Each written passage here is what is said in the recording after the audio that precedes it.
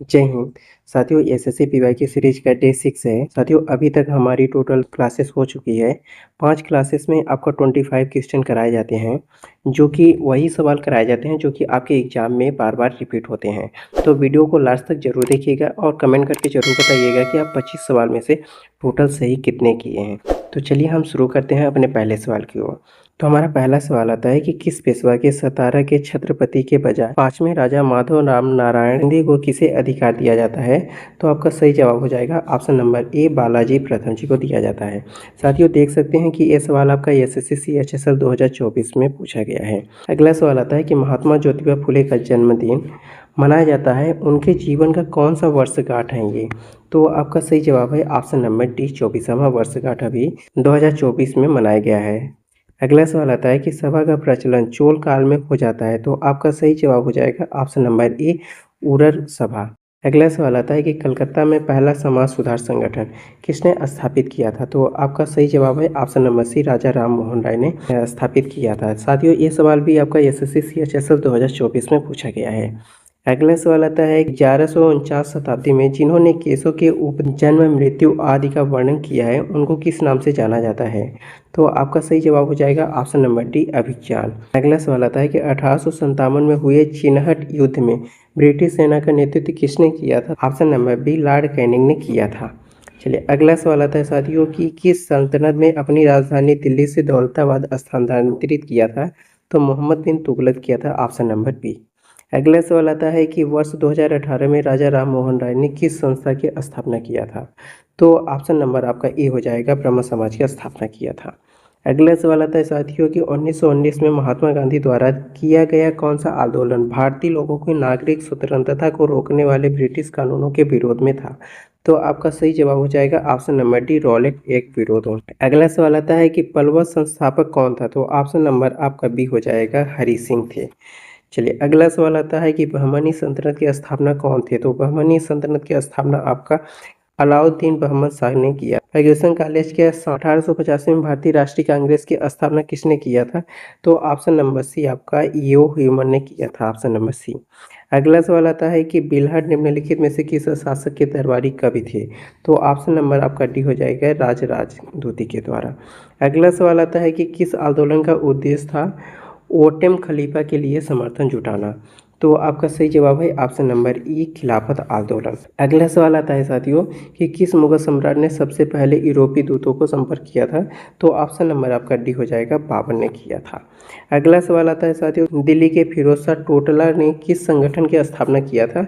तो option number आपका D हो जाएगा, कांग्रेस सोशलिस्ट पार्टी। चलिए, अगला सवाल आता है साथियों कि हड़प्पा सभ्यता की खोज किस वर्ष में हुआ था? तो हड़प्पा सभ्यता की खोज आपका ऑप्शन नंबर बी, 1921 में किया गया था। अगला सवाल आता है कि मोहनजोदड़ो की खोज किस वर्ष में हुआ था? तो मोहनजोदड़ो की खोज आपका ऑप्शन नंबर ए, 1922 में किया गया था। अगला सवाल आता है कि हड़प्पा सभ्यता किन नदी के किनारे स्थित है? तो हड़प्पा सभ्यता आपका ऑप्शन नंबर बी, रावी नदी के किनारे स्थित है। अगला सवाल आता है कि मोहनजोदड़ो किस नदी के किनारे स्थित है? तो मोहनजोदड़ो आपका सिंधु नदी के किनारे स्थित है। अगला सवाल आता है कि ग्रेट बांध महान स्नानागार कहाँ स्थित है? ऑप्शन नंबर सी, मोहनजोदड़ो में स्थित है। अगला सवाल आता है साथियों कि लोथल किसके लिए प्रसिद्ध था? तो लोथल आपका ऑप्शन नंबर सी, बंदरगाह के लिए प्रसिद्ध था। अगला सवाल आता है कि कालीबंगा किस राज्य में स्थित है? तो कालीबंगा आपका ऑप्शन नंबर सी, राजस्थान में स्थित है। अगला साथियों सवाल आता है कि धौलावीरा कहाँ स्थित है? तो धौलावीरा आपका गुजरात में स्थित है। साथियों, धौलावीरा को मिनी बंदरगाह भी कहा जाता है, याद रखिएगा, बार बार एग्जाम में पूछा जाता है। साथियों, अब आप लोग कमेंट करके बताइए कि 24 सवाल में से आप कितने सही किए हैं, ठीक है? और मिलते हैं इसके नेक्स्ट टॉपिक में, तब तक के लिए जय हिंद, वंदे मातरम। एसएससी 2024 में पूछा गया है। अगला सवाल आता है साथियों कि महात्मा ज्योतिबा फुले द्वारा लिखी गई पुस्तक है जिसका प्रकाशन 1873 में हुआ था। ये भी सवाल आपका एसएससी सीएचएसएल 2024 में पूछा गया है, तो इसका सही जवाब हो जाएगा ऑप्शन नंबर सी, गुलामगिरी। चलिए, अगला सवाल आता है साथियों कि खालसा पद की स्थापना गुरु गोविंद सिंह ने कहाँ किया था? तो ऑप्शन नंबर आपका डी हो जाएगा, लाहौर में किया गया था। चलिए, अगला सवाल आता है कि अपने धन के निष्कासन के सिद्धांत के लिए कौन जाना जाता है? तो ऑप्शन नंबर ई आपका महात्मा गांधी जाने जाते हैं। अगला सवाल आता है साथियों कि चोल शासन के दौरान ब्राह्मणों में दी गई भूमि के लिए किस शब्द का प्रयोग किया जाता है? तो ऑप्शन नंबर सी, साल भोग के नाम से किया जाता है। अगला सवाल आता है साथियों कि 31 अक्टूबर 1940 में द्वितीय विश्व युद्ध में भारत की तरफ से व्यक्तिगत सत्याग्रह किसके द्वारा शुरू किया गया था? तो ऑप्शन नंबर आपका सी हो जाए, विनोबा भावे के द्वारा किया गया था। अगला सवाल आता है कि निम्नलिखित में से कौन विक्रमशिला विश्वविद्यालय का संस्थापक थे? तो ऑप्शन नंबर आपका ए हो जाएगा, धर्मपाल विक्रमशील विश्वविद्यालय का संस्थापक हैं। ये भी सवाल आपका एसएससी सीएचएस 2024 में पूछा गया है। अगला सवाल आता है कि निम्नलिखित में से कौन सा मुख्य रूप से भारतीय राष्ट्रीय सेना के निर्माण से जुड़ा हुआ है? तो ऑप्शन नंबर सी आपका सुभाष चंद्र बोस जुड़े हुए हैं। चलिए अगला सवाल आता है साथियों कि निम्नलिखित में से कौन सा विजयनगर साम्राज्य का अंतिम शासक है?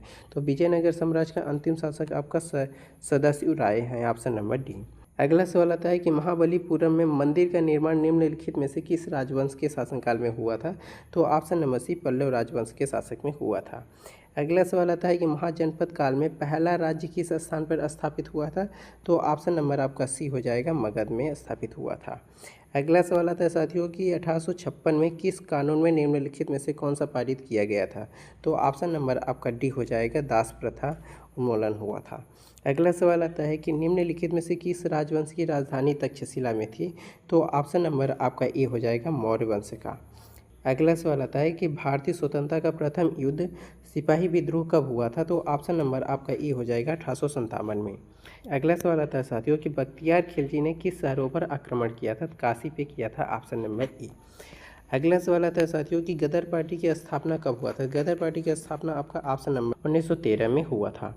अगला सवाल आता है कि चंपारण सत्याग्रह किस राज्य में हुआ था? तो चंपारण सत्याग्रह आपका बिहार में शुरू हुआ था साथियों।